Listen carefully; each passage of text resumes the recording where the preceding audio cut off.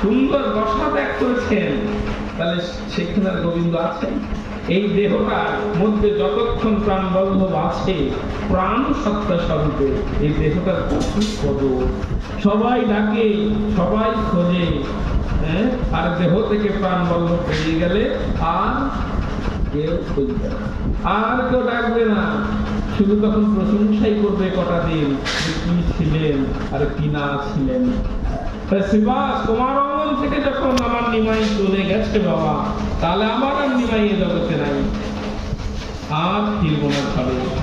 এই দেহকে সমর্পণ করে দেব এই সুরধ্বনি গঙ্গার জলে।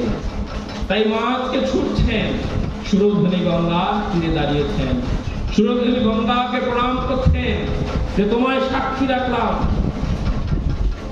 আমার নিমাই তো চলে গেছে। তা বিষ্ণুপ্রিয়ার মুখের দিকে তাকাতে পারি না আমি, আমার এই মুখটা বিষ্ণুপ্রিয়াকে দেখাতেও পারবো না। শুধু বিষ্ণুপ্রিয়া কেন, সমগ্র নদিয়া নবদ্বীপ মণ্ডলকে আর দেখাবো না।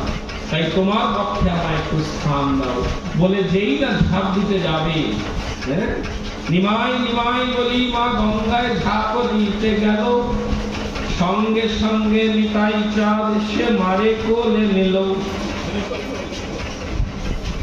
এই যে আশ্রয় বিগ্রহ এসে গেছে, বলে মরতে চাইলেও মরতে দেয় না।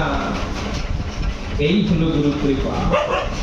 যেই কালে মা নিমাই নিমাই বলে গঙ্গায় ঝাঁপ দিতে যাবে, সঙ্গে সঙ্গে মাকে এসে করে ফেললেন আমার অবধূত নিত্যানন্দ। নিতাই চাঁদ জড়িয়ে ধরে বলছো, মা তুমি কি করতে যাচ্ছ? বলে নিত্যানন্দ আমায় ছেড়ে দে বাবা, যে দেশে আমার নিমাই নাই সে দেশে থেকে আমার লাভ নাই। এ দেহ আমি সুরধ্বনিতে বিসর্জন দেব। নিত্যানন্দ প্রভু বলছে, ওমা তোমার নিমাই চলে গেছে বলে কি নিতাই বেঁচে নেই? আমি কি তোমার কেউ নই?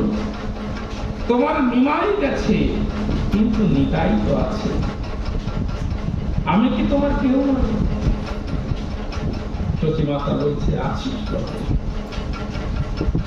কিন্তু অভিন্ন কলেবর নিতাই এবং গৌর, অদ্বৈত পূর্ণ ব্রহ্ম, ভক্ত ভক্ত স্বরূপ, আশ্রয় এবং বিগ্রয় তত্ত্ব, আলাদা কিছু না। একের মধ্যে দুই, দুইয়ের মধ্যে এক।